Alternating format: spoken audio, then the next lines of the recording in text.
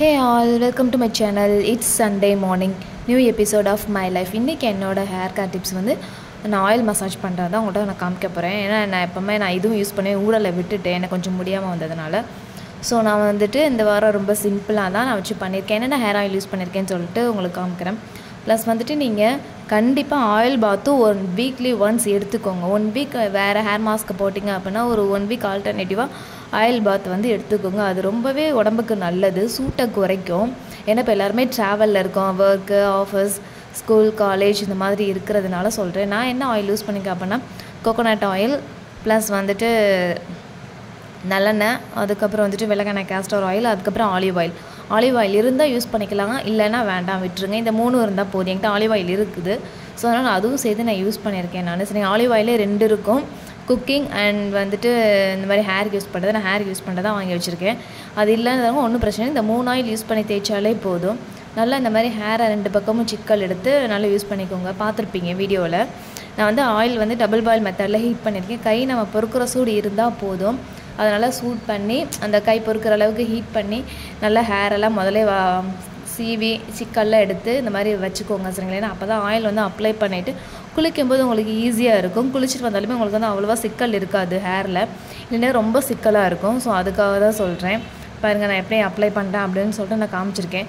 நல்லா நீங்கள் 2 பக்கமும் விரித்து போட்டு அப்ளை பண்ணிக்கோங்க. அப்ளை பண்ணிவிட்டு ஒரு 10 to 15 மினிட்ஸ் இல்லை வேணாம், ஒரு 5 to 10 மினிட்ஸ் மட்டும் போதும். எதுக்காகனா நல்லா ஹேரை வந்துட்டு ஒரு ஜென்ரல் மசாஜ் மாதிரி கொடுத்துக்கோங்க சரிங்களா. அப்போ தான் வந்துட்டு அந்த ஹேருக்கு வந்துட்டு நம்மளுக்கு வந்து ரத்த ஓட்ட மாதிரி கிடைக்கும். அது சீராக வந்துட்டு அப்போ தான் நம்மளுக்கு வந்து ஒர்க் ஆகும். ஸோ அதுக்காக தான் நான் சொல்கிறேன். ஒரு 5 நிமிஷம் நானே அப்படியே பண்ணி எனக்கே அப்படியே கண்ணு சொருக ஆரம்பிச்சிச்சுங்க. அவ்வளோ ரிலாக்ஸ்டாக இருந்துச்சு. நான் அவ்வளோ ஹாப்பியாக ஃபீல் பண்ணேன். கொஞ்சம் பாசிட்டிவாக இருந்தது, நல்லா ரிலாக்ஸ்டாகவும் இருந்துச்சு எனக்கு மைண்டு வந்துட்டு. அதனால தான் நான் சொல்கிறேன், நம்மளுக்கு இப்போ இருக்கிற ஜென்ரேஷனில் வந்துட்டு ஒர்க் போகணும், படிக்கணும், காலேஜ் போகணும், இப்போ இருக்கிற நிறைய ப்ராப்ளம்ஸில் வந்துட்டு நம்ம ஓடிக்கிட்டே தான் இருக்கோம். ஸோ நம்மளுக்காக வந்து நம்ம நேரம் செலவு பண்ணுறதே இல்லை. அதுக்காக தான் நான் சொல்கிறேன், நீங்கள் வந்துட்டு நல்லா இந்த மாதிரி ஹேருக்கு வந்து ஆயில் அப்ளை பண்ணி மசாஜ் பண்ணி குளிங்க. சப்போஸ் நீங்கள் வந்துட்டு தலைக்கு ஹேர் ஆயில் வைக்க மாட்டேன், எனக்கு அந்த பழக்கம் இல்லை அப்படின்னா உங்களுக்கு எப்படி சண்டே கண்டிப்பாக எல்லாத்துக்கும் லீவ் இருக்கும். சனிக்கிழமை நைட்டு கூட அப்ளை பண்ணிவிட்டு நீங்கள் படுத்துட்டு மார்னிங் எழுந்து வாஷ் பண்ணிக்கோங்க சரிங்களா. இல்லை எனக்கு அதெல்லாம் இல்லை, சனிக்கிழமை வந்தோடனே தூக்கம் தான் வரும், டயர்டாக இருக்கும் அப்படின்னா ஒன்றும் பிரச்சனை இல்லை. சண்டே மார்னிங் இருந்துச்சு அதை அப்ளை பண்ணிவிட்டு ஒரு 1 hour ஜஸ்ட் 1 hour ஊற விட்டுட்டு நீங்கள் குளிக்கலாம் தாராளமாக. இது எல்லாருமே யூஸ் பண்ணிக்கலாம், உங்களுக்கு வந்துட்டு ஒன்றும் செய்யாது. ஏன்னா நம்ம ஆயில் பாத் தான் எடுக்கிறோம். ஆனால் எனக்கு தெரிஞ்சு வருஷத்துக்கு எல்லோரும் தீபாவளிக்கு ஆயில் பாத் எடுப்பீங்கன்னு நினைக்கிறேன். அதுவும் பாதி பேர் எடுப்பீங்க, பாதி பேர் எடுக்க மாட்டீங்கன்னு நினைக்கிறேன். சும்மா என்ன தேய்ச்சி குளிக்கிறது. நாங்கள் வந்துட்டு வருஷம் எடுப்போம். நான் வந்துட்டு இது மாதத்துக்கு 2 times 3 times நான் வந்து செஞ்சுருவேன். நான் மற்ற ஹேர் பேக் போடுறத விட ஆயில் ஹேர் பேக் நான் ரொம்பவே ஹேருக்கு நல்லது. இது பாருங்கள், நான் அப்ளை பண்ணிவிட்டு உங்களுக்காக காமிச்சிருக்கேன்.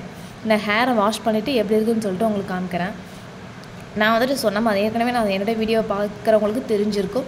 நான் வந்துட்டு மேக்ஸிமம் வெளியே வெயிலில் தான் மாடியில் வச்சு நான் ஹேரை வந்து காய வைப்பேன். ஏன்னா நேச்சுரலாக அந்த சன்லைட்டு படணும் ஹேருக்கு அப்படின்றதுனால தான். ஸோ நான் முடிஞ்ச வரைக்கும் வெயிலில் காய வச்சு இது பண்ணிடுறேன். நான் தான் சொல்லியிருந்தேன்ல, இந்த ஹேர் ஹீட்ரு, ட்ரையர் இந்த மாதிரி எதுவுமே நான் யூஸ் பண்ணுறது கிடையாது. அதனால தான் அன்றைக்கி மார்னிங் வந்துட்டு எங்கள் வீட்டில் பிரேக்ஃபாஸ்ட் என்னென்னு பார்த்திங்கன்னா தோசை. எனக்கு வந்து பொடி தோசைன்னா ரொம்ப பிடிக்கும். பொடி தோசை எத்தனை கொடுத்தாலும் சாப்பிட்டுட்டே இருப்பேன். பட் வந்துட்டு அதனால் நான் அன்றைக்கி வந்து காலையில் மார்னிங் வந்து 2 தோசையும் தக்காளி சட்னி தான் வச்சுருந்தாங்க வீட்டில் வந்துட்டு ரெடி பண்ணியிருந்தோம். ஸோ அதனால் அது சாப்பிட்டு உங்கள் யாருக்கெல்லாம் பொடி தோசை பிடிக்கும் அப்படின்னு சொல்லிட்டு எனக்கு மறக்காமல் கமெண்ட் பண்ணுங்கள். ஆஃப்டர்நூன் லஞ்ச் பார்த்திங்க அப்படின்னா சுண்டைக்கடலை, முருங்கைக்காய், கத்திரிக்காய் போட்டு புளிக்குழம்புங்க. அதெல்லாம் ஒரு அல்டிமேட் லெவல். உங்கள் யாருக்கெல்லாம் இந்த புளிக்குழம்பு பிடிக்கும் அப்படின்னு சொல்லிட்டு சொல்லுங்கள். ஏன்னா எனக்கு இது ரொம்ப பிடிக்கும். இது கூட நாங்கள் வந்துட்டு தொட்டுக்க வந்து என்ன காய் வைப்போம் அப்படின்னா சௌச்சோக்காயும் கேரட்டும் போட்டு கூட்டு வைப்போம். அதோடய டேஸ்ட்டே சூப்பராக இருக்கும். யாருக்கா சௌச்சோக்காய் கூட்டு பிடிக்காதுன்னா சொல்லுங்கள், இந்த மாதிரி நீங்கள் செஞ்சு பாருங்கள், செம்ம டேஸ்ட்டாக இருக்கும். நாங்கள் அதுதான் மோஸ்ட்லி வைப்போம். எங்கள் அம்மாவுக்கும் வந்து சௌச்சோக்காய் கூட்டுனா ரொம்ப பிடிக்கும், எனக்கும் வந்து ரொம்ப பிடிக்கும் அதுதான்.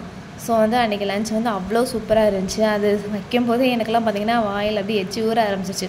அந்த ஸ்மெல்லுக்கு அதுக்கும் அப்படியே சூப்பராக இருந்துச்சு தான் நான் சொல்லுவேன். கூடவே வந்து நாங்கள் நார்த்தங்காய் ஊறுகாய் மேக்ஸிமம் எங்கள் வீட்டில் வந்து ஊறுகாய், வத்தல், இந்த வடகம் இதெல்லாமே வீட்டிலே தான் நாங்கள் செய்வோம். அதனால் வீட்டிலேயே போட்டு வந்து நார்த்தங்காய் ஊறுகாய் வச்சுருந்து வத்தல் வச்சு அது பிளேட்டில் எடுத்து வைக்கும் போதே பார்த்திங்கன்னா ஸ்மெல் அப்படி ஒரு ஸ்மெல் சூப்பராக இருந்துச்சுன்னு தான் சொல்லுவேன் நான். இந்த மாதிரி காம்பினேஷன் உங்களுக்கு பிடிச்சிருக்கா அப்படின்னு சொல்லிட்டு சொல்லுங்கள். அப்புறம் வழக்கம் போல் மோரில் வந்துட்டு பாதாம் பிசின் கலந்து நான் வச்சுருக்கேன். ஆமாங்க, என் பாடி வந்து ரொம்ப ஹீட், அதுக்காக நான் டெய்லி எப்படி குடிச்சிருவேன் நான். ஸோ நீங்களும் இந்த மாதிரி வந்து உங்கள் உடம்ப கூலிங்காக வச்சுக்கிறதுக்கு என்ன பண்ண முடியுமோ பாருங்கள் சரிங்களா. ஏன்னா நம்ம ஹெல்த்தை நம்ம தான் பார்த்துக்கணும். அன்றைக்கி ஈவினிங் பார்த்தீங்க அப்படின்னா முறுக்கு தட்டை சீடைலாம் அதை வச்சு எடுத்துக்கலாமே அப்படின்னு சொல்லிட்டு நான் வச்சுருந்தேன். எனக்கு ரொம்ப பிடிக்கும் முறுக்கு தட்டை சீடை. அது இந்த முறுக்கு பர்சனலி ரொம்பவே பிடிக்கும். இன்னொரு விஷயம், நான் வந்துட்டு கப்பு பைத்தியங்க. எனக்கு இந்த மக்கு, காஃபி மக்கு, இந்த டீ மக்கு இதெல்லாம் இருக்குல்ல, இது ரொம்ப பிடிக்கும். அதனால் நான் வந்து அதை வாங்கியிருக்கேன். எனக்கு ரொம்ப பிடிச்சது. டிசைன் ரொம்ப நாளாக பார்த்துட்டே இருந்தேன், எப்படியாவது வாங்கணும்னு நினச்சேன். நான் வாங்கிட்டேங்க.